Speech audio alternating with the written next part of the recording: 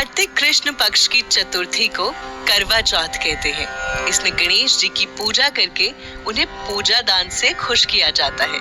इसका विधान चैत्र मास की चतुर्थी में लिख दिया है, लेकिन इसकी खासियत ये है कि इसमें गेहूं का करवा भर के पूजा की जाती है और शादीशुदा लड़कियों के यहाँ चीनी के करवे मायके से भेजे जाते हैं। पूरा दिन करवा चौथ का व्रत रखकर वो करवा चौथ की व्रत कथा सुनकर चांद को अर्घ देकर अपना व्रत खोलती है।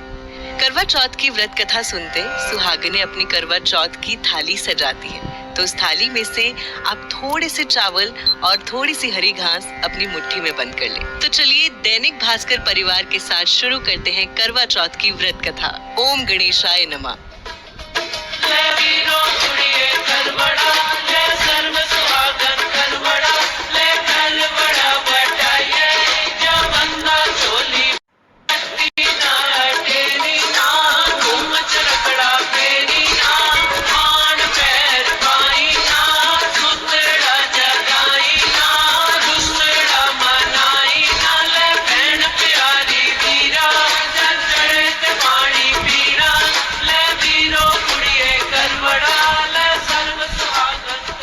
एक साहूकार के 7 लड़के और एक लड़की थी।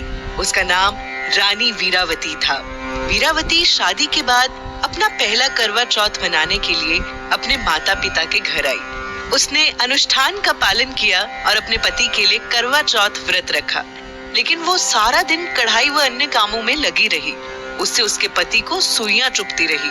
रात के समय जब साहूकार के सभी लड़के खाना खाने बैठे तो उन्होंने अपनी बहन से भी खाना खाने को कहा। इस पर बहन ने कहा, भाई अभी चांद नहीं निकला है, चांद के निकलने पर उसे अर्घ देकर ही मैं आज खाना खाऊंगी। साहूकार के बेटे अपनी बहन से बहुत प्यार करते थे। उन्हें अपनी बहन की भूख बर्दाश्त न हुई तो उन्होंने एक काम किया। साहूकार के बेटे नगर के बाहर चले गए और एक पेड़ के ऊपर से आग जला दी। घर वापस आकर उन्होंने अपनी बहन से कहा, देखो बहन, चांद निकल आया है, अब तुम उसे अर्घ देकर खाना खा लो। भाइयों की बात मानकर वीरावती ने विधि विधान से करवा चौथ का व्रत तोड़कर चंद्रमा निकलने पर खाना खा लिया।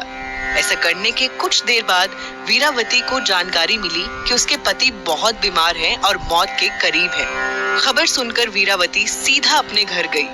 रानी अपने राजमहल पहुंची और देखा कि उनके पति बहुत बीमार हैं और उनके शरीर में बहुत सी सुइयां चुभी हैं। उसने धीरे धीरे एक एक सुई निकाली और ऐसा करने में पूरा 1 साल लग गया। तब भी उनके शरीर में एक सुई लगी हुई थी। रानी ने अगले साल करवा चौथ का व्रत पूरे विधि विधान से रखा था। उसके पति की आंखें खुली तो देखा कि उनके शरीर में एक सुई बची थी। रानी वीरावती करवा चौथ की पूजा में व्यस्त थी। इस दौरान उनकी नौकरानी ने आकर राजा के शरीर से वो सुई निकाल दी। इसके बाद राजा ने नौकरानी को रानी समझ लिया और रानी को नौकरानी समझ लिया। रानी ने एक गुड्डा बनाया और उसकी सेवा में लगी रही। जब अगले साल करवा चौथ का व्रत आया तो राजा ने नौकरानी बनी रानी से पूछा कि उसे क्या चाहिए, तो उसके जवाब में वीरावती ने कहा कि वो एक समान गुड़िया चाहती है। इसके साथ ही रानी वीरावती ने एक गीत गुनगुनाया कि रानी सी जो गोली हुई, गोली सी जो रानी हुई। जब राजा ने वीरावती से पूछा कि वो बार बार गीत क्यों गुनगुना रही है, तो वीरावती ने राजा को पूरी कहानी बताई। राजा को अपनी गलती का एहसास हो गया और वीरावती को दोबारा से रानी का सम्मान दिया और रानी ने विधि विधान से अपना व्रत पूरा किया और सुखी जीवन व्यतीत करने लगे। करवा चौथ की कथा सुनने के बाद सारी सुहागनें अपने बड़े बुजुर्गों के पांव छूकर उनसे सदा सुहागन रहने का आशीर्वाद लें। दैनिक भास्कर परिवार की तरफ से आपको और आपके परिवार को करवा चौथ की ढेरों शुभकामनाएं।